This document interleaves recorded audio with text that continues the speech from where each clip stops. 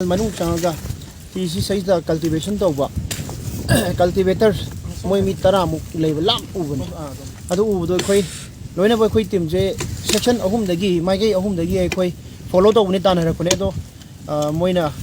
ugi badagi som dense forest area atak ta ching matulom da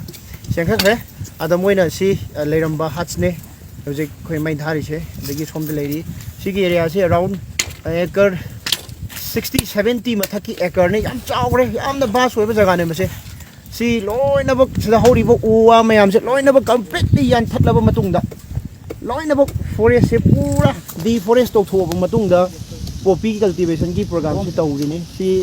aikoi amna laibak thininga ware hujik le riba situations